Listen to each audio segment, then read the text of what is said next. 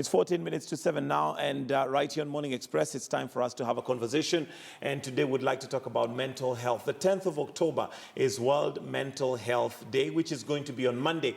And this being the day that we talk about health, we thought, well, why not have a conversation around that to create awareness and also just to demystify. We do know that there are many communities, especially who look at mental health as whether it's a curse, others look at it as witchcraft, and would like to demystify and have that conversation. So joining me this morning, to my extreme left, we have Dr. Catherine Mutisia, who's a psychiatrist. Good morning, and thank you for joining us. Good morning. Good morning. And we also have Dr. Dorcas Smoky, who's a psychiatrist and psychologist. Good morning, and thank you for joining us. Good morning. All right. Dr. Mutisia, let's start first of all with just a very general definition of what mental health is, because many of us, because of our bringing and maybe where we're coming from, when you talk about mental health, we probably relate it to madness. Is mental health madness?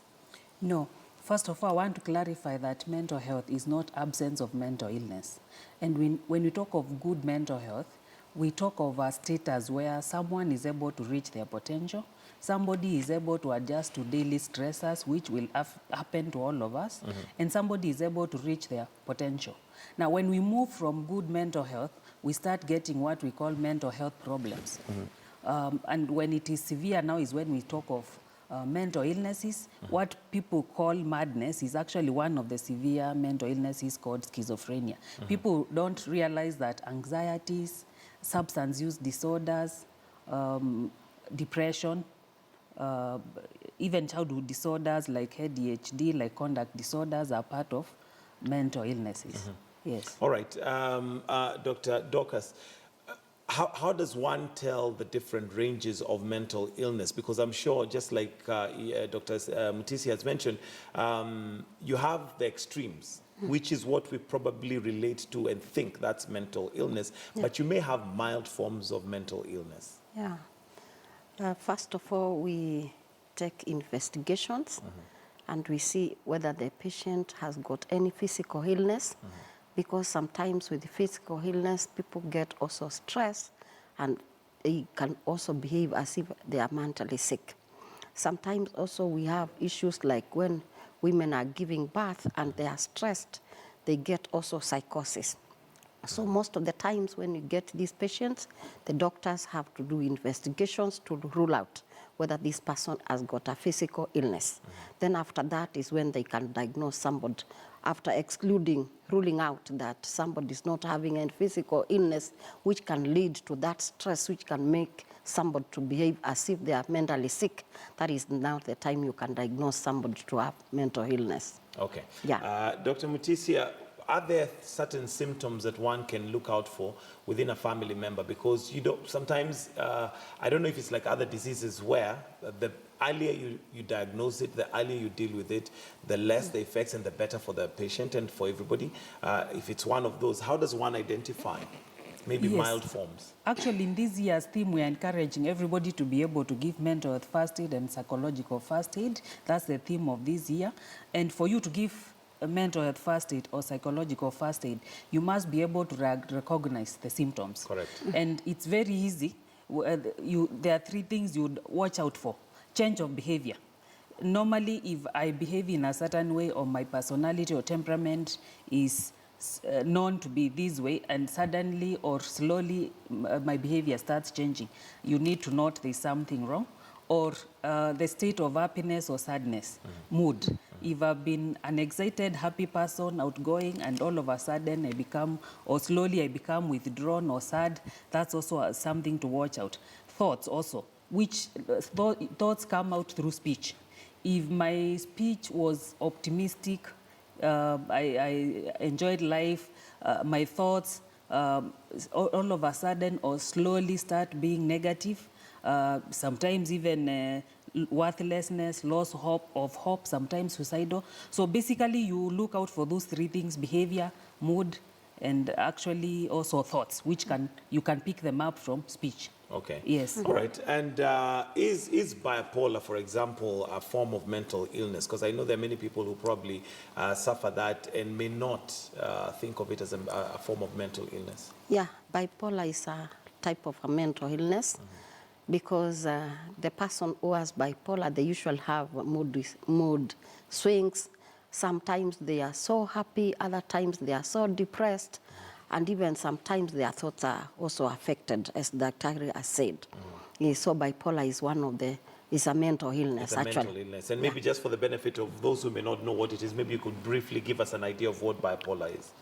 Yeah, bipolar, as I have said, is a mental illness. Although now it's a slight form of mental illness, because most of the people who have bipolar, you find them, they are stable in their jobs. It's only now the time when their mood is so low and they are depressed. Other times you find that they are not able to do anything because of the moods which are low, because of the way some substances in our bodies, we call them those fluids in the bodies, which make our brains to work the way they are supposed to function. You find them, that fluid is usually low, and so they are not able to function well. Also, at the same time, their self-esteem, when they have this problem, most of the times is usually affected. And one is feeling, today I am not able to do anything, today I'm not in my well moods, today I don't want to talk to anybody, today I just want to remain myself. So most of the times you find these people, they are not able to function normally. But if they are seen early and that case is addressed, and they are able to move on well with life. They can have intervention. Yeah. And Dr. Mutisia, once somebody has identified that they may be having a mental illness, which they need to be dealt with, where does one go? Because again, like I said, because of where we're coming from and the communities we live in, sometimes there's stigma attached to it. People think you're mad. If you say, you know, I have a mental illness problem, where does one go? There are various places one can seek help, right from the government health centers, the sub-county hospitals, the county hospitals, the private sector. If at that particular health facility you visit, they are not able to deal with the whole condition, they'll refer you. But we are encouraging, in this year's theme, World Mental Health Day theme, everybody to be able to give mental health first aid. So that when we talk of mental health first aid, which members of public, just like physical first aid, are supposed to be aware of, we are talking of when you see somebody who is disturbed, that you should approach them and assess them, and we listen. Actually, we have ALG, in short. A is for assess, approach, assess. L is for listen. G is get help for them, and continuous support. So everybody should be able, instead of running away from somebody who was either disturbed, either they are suicidal, or they are violent, or either they are behaving abnormally because they have taken a substance, approach them, listen to them, and link them up with help. Sometimes it might actually be, if it's a suicidal thought, that you take away anything that might be used and link them up for support, or help them until the crisis is over. It could be somebody who has lost a loved one and all of a sudden they can't deal with it. Or in cases of psychological first aid where there are humanitarian disasters, like a bomb blast or like a earthquake or terror activity, such where psychological first is needed. You need to assess, look at them and link them up, orientate them. Some people get so confused, they can't tell what time it is. They don't know, they are not able to even trace or remember their phone numbers of a loved one. So that activity of even assessing them and linking up is very helpful. And members of public need to be able to give that mental health first aid just the way we give physical first aid. Okay. Yes. All right. Now, I'm sure there are various reasons as to why somebody would have mental illness, but maybe you could highlight just a few, especially if somebody was okay and at some point they begin to show signs of going towards mental illness. Maybe they were not born that way. What are some of the predisposing factors? Yeah, some of the predisposing factors which we have around is stress. Stress can make one to have mental illness, and also at the same time loss, a big loss of a loved one, a big loss of a job, a big loss even of a land. Those are all the losses. Most of the losses, especially if somebody was not anticipating, they can lead one to mental illness after one has got gone through a lot of stress. Okay. Another thing is maybe there is divorce, people who are divorced because of that loss, and actually they lived in a good relationship. Sometimes they can suffer from mental illness because of that stress as one is going through the loss.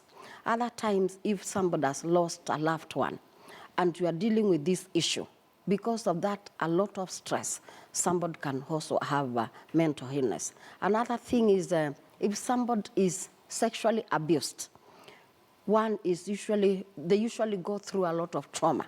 And during this time, one can also get mental illness. But first, they get something we call PTSD, post-traumatic stress disorder.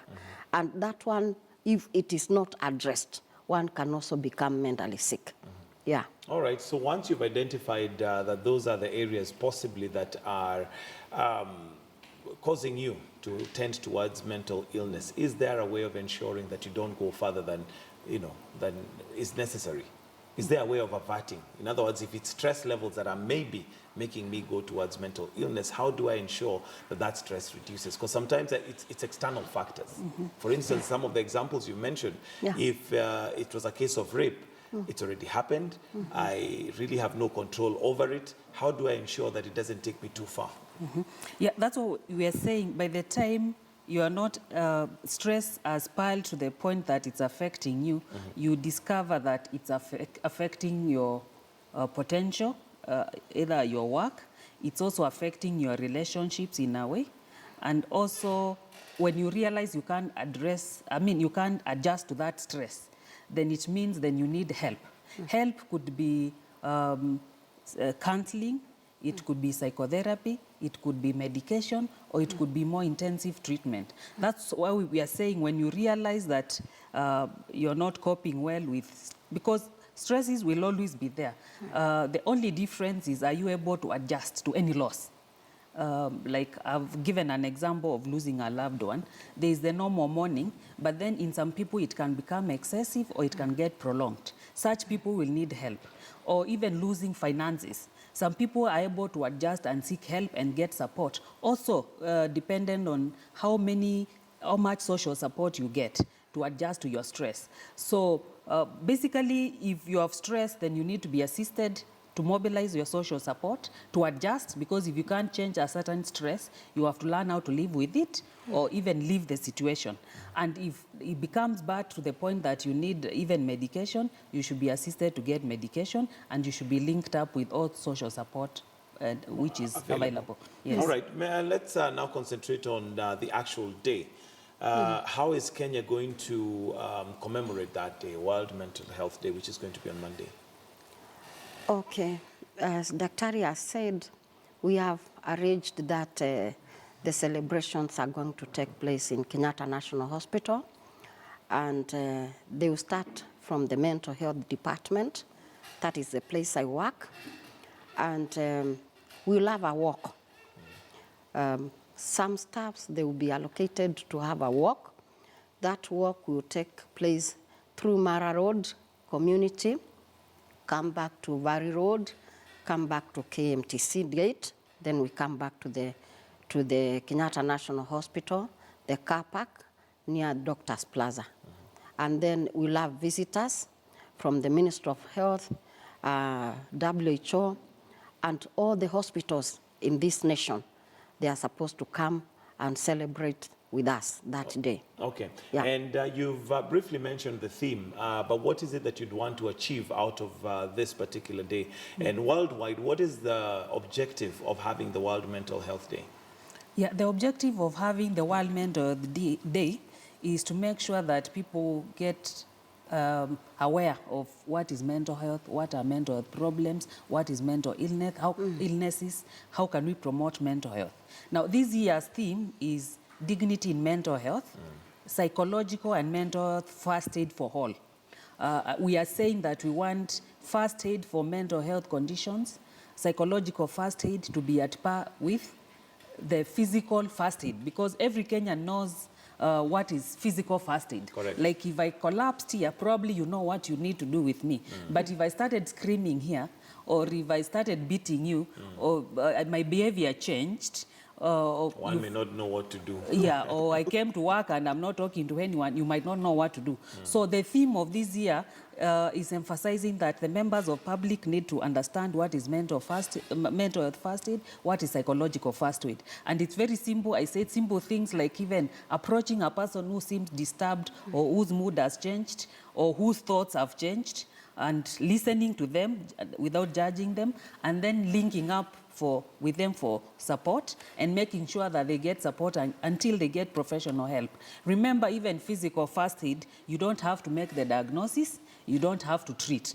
So every member of the public needs to be able to, instead of getting scared, instead of running away, approach the person, listen without judging them, and then try and link them up. But again, you have to, for you to be able to do that, you have to understand basics on what are mental health problems. And that's why we are saying, look out for change of behavior, look out for change of mood, whether somebody is happy or sad, and look out for thoughts which will present in words, in speech. And again, if somebody is not reaching their potential, like you're educated, you're a professional in a particular line, you're not reaching your potential. Or if somebody is not able to adjust to stress, or somebody is not able to contribute to the community, that is somebody who needs to be assisted. So this year, everybody needs to be able to offer psychological and mental health first aid. All right, and as we close, and closing comments, is it open to everyone? The walk and the celebration or commemoration, I guess? Yeah, it is open for Kenyans. Okay. Yeah, if you are able to reach Kenyatta National Hospital, you are welcomed. All right, and it's free of charge. It's free of charge. Free of charge. Good to mention that. Thank you very much, Dr. Catherine Mutisia, who's a psychiatrist, and also Dr. Dorcas Moki, who is also a psychiatrist and psychologist. Thank you very much for joining us this morning and just bringing us to the fore in terms of World Mental Health Day. Remember, it's going to be on the 10th of October, and that's going to be on Monday, and it's going to be commemorated at the Kenyatta National Hospital with a walk, which you've already given details of. Now, do stay